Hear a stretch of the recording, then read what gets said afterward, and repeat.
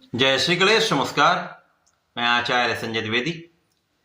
मेरे समस्त प्रबुद्ध दर्शकों का मेरे चैनल पे हार्दिक स्वागत है। प्रिय दर्शकों, आज मैं तुला राशि का फरवरी माह का मासिक राशिफल लेकर आपके सम्मुख उपस्थित हूं।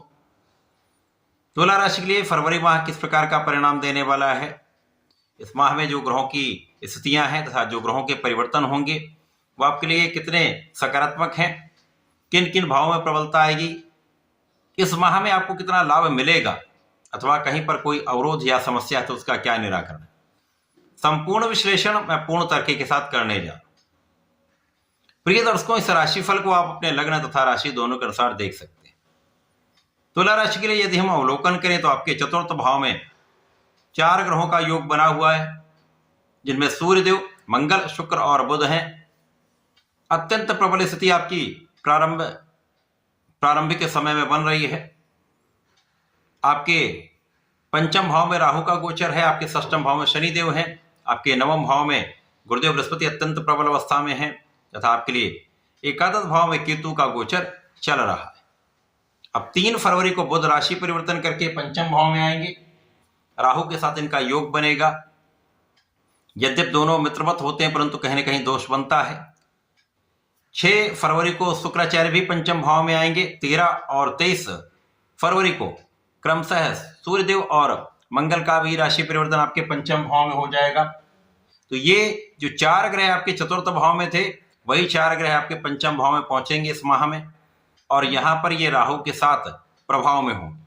अब राहु के साथ जब भी युति प्रभाव हो गया या दृष्टि प्रभाव हो गया तो दोष बन जाते हैं, सूर्य ग्रहण में चले जाते हैं, मंगल अंगारक दोष में होते हैं, बुध को जड़ दोष राहु दे देते हैं, तो शुक्राचार्य को दूषित कर देते हैं, जिसके कारण इन ग्रहों का जो कार्यकत्व है वो क्षीण हो जाता है तथा वो उतना अच्छा परिणाम नहीं प्राप्त होता है।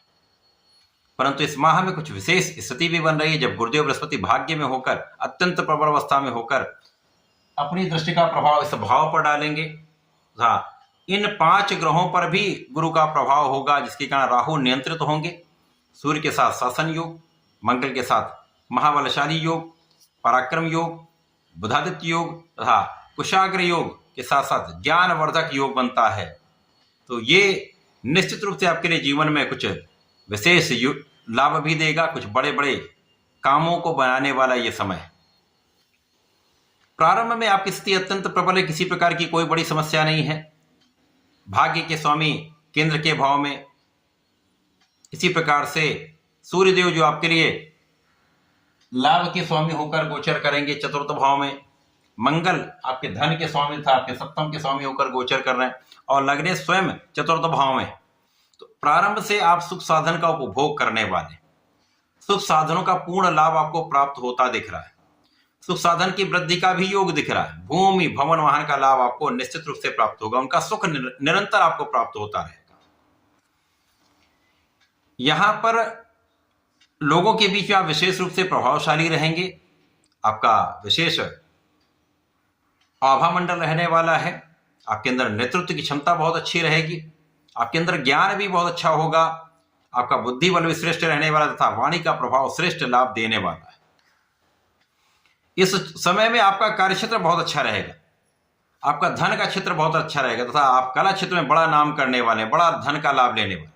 व्यापारिक भाव अत्यंत प्रबल होगा, यहाँ पर व्यापार में वृद्धि निश्चित है। नौकरी में अच्छा प्रमोशन मिल सकता है, सरकार का पूर्ण सहयोग मिलेगा, सरकारी नौकरी से लाभ मिलेगा। सरकार से संबंधित कार्यों में है तो यहाँ पर निश्चित रूप से वृद्धि का लाभ आपको मिलने वाला है। इसी प्रकार से उच्चाधिकारियों का सहयोग, पिता का साथ, माता का आशीर्वाद, ये समस्त सुख आपको प्राप्त होते दिख रहे हैं। परंतु जैसे जैसे इस माह के परिवर्तन आरंभ होंगे, बुध आपके पंचम भाव में जाएंगे, यहाँ पर जड़ हो जाएंगे। परंतु इस जड़ दोष का प्रभाव तभी अधिक होता है जब ये दोनों ग्रह आपस में अत्यधिक निकट होते हैं, अंशों का अंतर कम हो जाता है। यद्यप दोनों मित्रवत हैं तो कुछ विशेष लाभ भी मिलेंगे। यदि आपने अपने विवेक को जागृत रखा, बुद्धि बल को श्रेष्ठ रखा, अपने आत्मबल को प्रबल रखा, तो इस समय में बुद्धि बहुत अच्छी काम करती।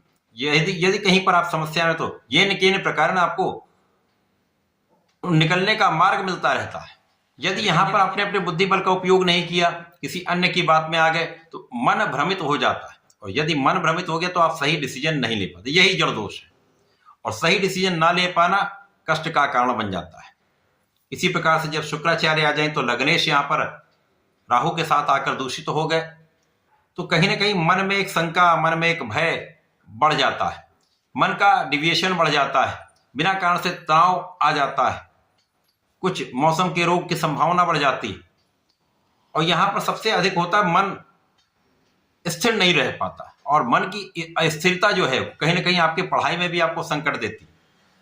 तो इस समय में आपको अपने मन को स्थिर रखना है, आत्मबल को प्रबल करना है, और अपने कार्य क्षेत्र में मन लगाना तथा अपने पढ़ाई के क्षेत्र में मन लगाना। यद्यपि इस समय में शंख योग बनेगा जो गुरु के प्रभाव से बनने वाला है, तो राहु को नियंत्रित करेंगे गुरुदेव, और शंख योग का प्रभाव को विद्या के क्षेत्र में, ज्ञान के क्षेत्र में विशेष लाभ देता है, आपको बहुत योग्य बनाता है, आपकी विद्या में आपको सफलता देता है। तो परिणामों की प्राप्ति तो अच्छी होने वाली यदि आपने अपनी बुद्धि खोल कर रखी, यदि आपने अपने मन का किया, किसी अन्य की बात में नहीं आए, अपने ज्ञान का, अपने विवेक का समुचित उपयोग किया, तो परिणामों में कोई समस्या नहीं आने वाली। अब जब सूर्यदेव यहां पर पहुंच जाएंगे, सूर्य तो आत्मबल के कारक हैं, और गुरु के साथ इनका संयोजन महाप्रभावशाली हो जाएगा, जिसके कारण आपका आत्मबल बहुत अच्छा रहेगा, कॉन्फिडेंस बढ़ जाएगा, बुद्धि बल श्रेष्ठ हो जाएगा, क्योंकि बुधादित्य योग भी बन गया और गुरु का प्रभाव, तो बुद्धि बहुत प्रखर हो जाती है। और इसमें राहु का प्रभाव यदि मिल जाए तो आप बहुत कूटनीतिज्ञ हो जाते हैं। विशेष प्रभाव तब मिलता है जब आप यदि राजनीति में हैं, तो आपको ऐसे ऐसे मार्ग मिलेंगे, ऐसे ऐसे मार्गों से आप आगे बढ़ते चले आएंगे कि जिसका आप स्वयं आकलन नहीं कर सकते।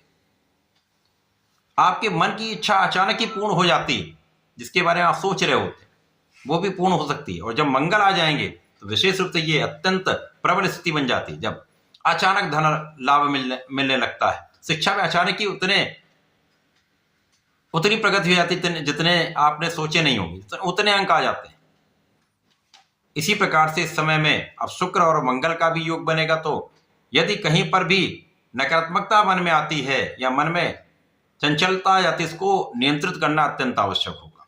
यद्यपि यहाँ पर गुरु सूर्य का भी प्रभाव है, तो बहुत कुछ कंट्रोलिंग होगी। आपको अपने मन को पूर्ण नियंत्रित रखना, केवल यहीं पर राहु आपको डिविएट कर पाएंगे। यदि मन को आपने स्थिर रखा तो कोई शक्ति आपको बाधित नहीं कर सकती।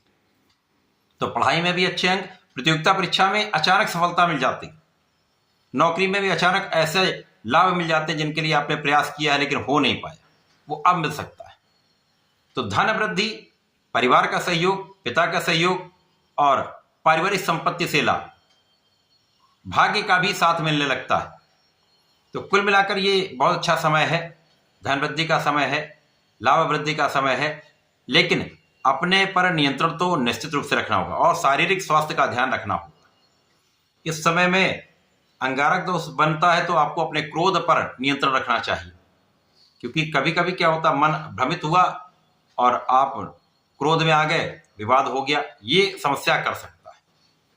और लाभ प्राप्त करने के लिए धैर्य रखना अत्यंत आवश्यक है।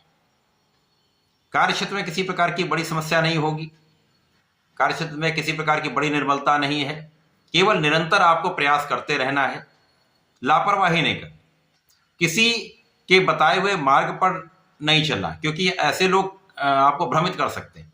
तो जो आपको काम दिया गया है उसको अपने बुद्धि बल से पूर्ण रूप से सही समय पर संपन्न करें। इस समय में कहीं आप व्यापार करते हैं जिसमें साझेदारी में आप हैं, तो यहां पर ध्यान देना होगा, क्योंकि यहां पर धोखे की संभावना होती है। जरा सी असावधानी कष्ट का कारण बन सकती है, अतः इस समय ध्यान देना होगा। जीवन साथी के साथ प्रेम संबंध अच्छे होंगे, लेकिन यहां पर कुछ मतभेद हो सकते हैं या कुछ क्लेश हो सकता है, अतः बहुत धैर्य रखना चाहिए। बाकी ये समय आपके लिए अनुकूल है, धन देने वाला है, लाभ देने वाला है।